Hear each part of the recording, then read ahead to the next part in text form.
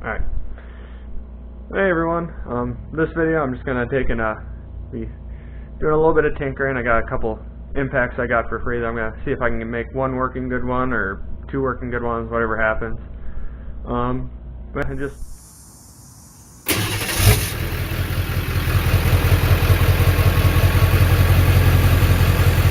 for today's video, I got these two Craftsman impacts that I got for free, and neither of them work, so I figured I'd try to see if I can at least get one good working impact. This one still rotates, so this one, I don't know, there might be some hope for it.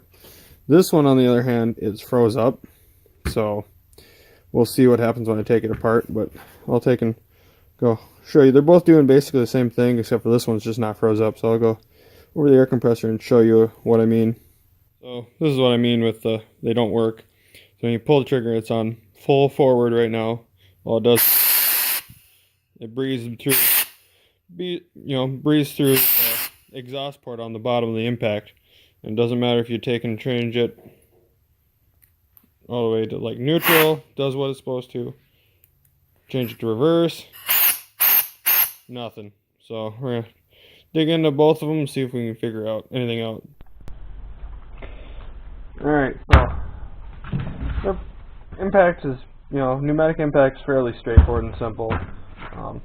In this case, they use a 4mm hex Allen head cap screw, so just pull these out. And this one I already know has one, this hole actually is, the threads are stripped out, so I'll have to go with that. And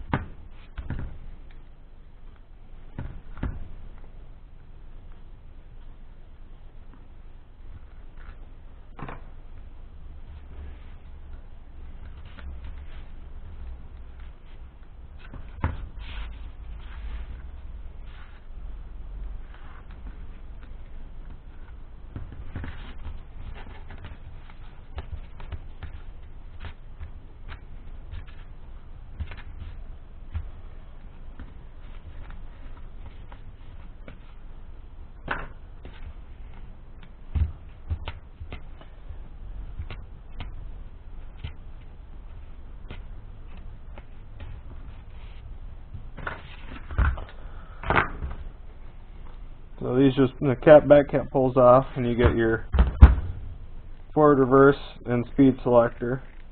And it's a little arm cam, I guess you would call it. There's also this little gasket. Then you got your barrel, which the cam goes in, and then your rotor and arbor, I guess you would call it. And there's the cylinder. And then you get the rest of the gun. You got your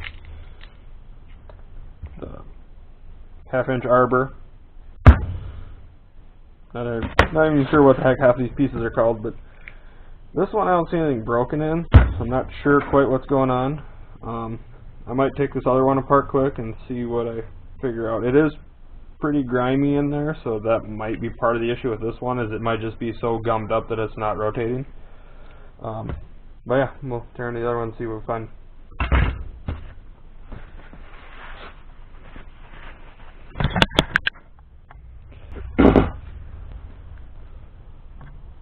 Well everyone, I think we found the problem with the second gun that I just took apart. It's just as dirty as the other one was inside, which I think might be just kind of like assembly grease, or not really sure. All the other internal components are good. This bearing feels a little rough, not bad. Little cylinder barrel looks good. Yeah, the bearing in this other one actually feels better. First thing I noticed was this is the, I don't know if you'd call it a piston or what, it spins a lot more freely, and then these are like little seal reed seals, or they're basically kind of like a rigid plastic that's supposed to move freely. These ones move freely, Whereas on this other gun, the one that spun but wouldn't run, these are all seized up in there. So I'm thinking that's why this one wouldn't spin over, and it's also the bearing is shot in it. The other reason I think why the second gun was froze up is if you look at this little hammer assembly, the shaft just pulls out. That's cracked. It's supposed to look like that. Most of the main shafts are fine. That's cracked in half.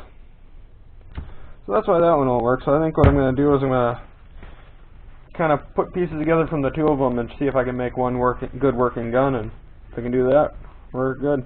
So, woohoo.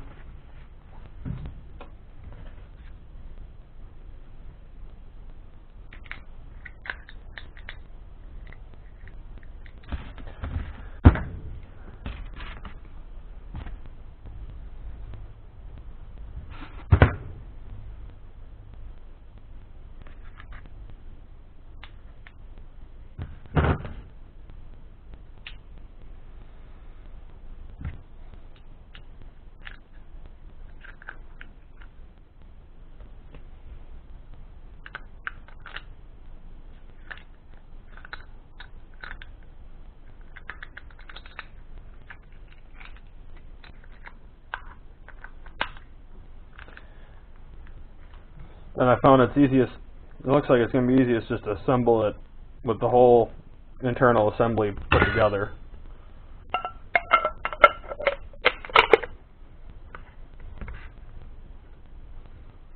And then that gets clocked like that with that compression pin on the top there. And then if you do take it apart, like this one, the gasket was sticking a little bit to both sides. So what you can do when you get a gasket like that, and this works for carburetors and a lot of things, as long as you're careful, is you can just take a razor blade, if you get it to peel off on one side or the other more, and very carefully just run it along, angling the blade toward the surface you're trying to peel it off of. And if you're careful, you can get the gasket off. So this one looks good. The cam here for the forward reverse all looks good, so we're going to put her back together and see if we got a good impact now.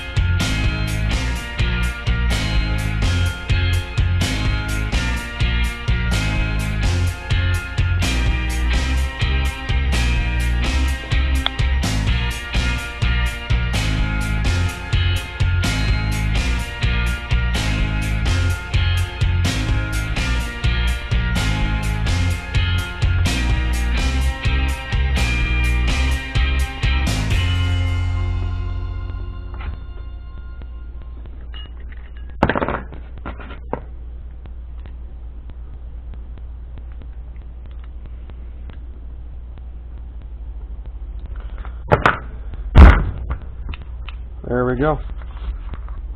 And it spins now. That sounds a little funny, but we'll see. Well guys, moment of truth. We're in full reverse. Airline hooked up. All I did is swapped out that one broken part and then that other bearing, that plate with the bearing that felt bad. And we have a working impact. Speeds change. And we got forward. So now the real test is we'll take and pause you guys a second here, put the socket on and see if it'll take a lug off of the good old 7.3. Moment of truth.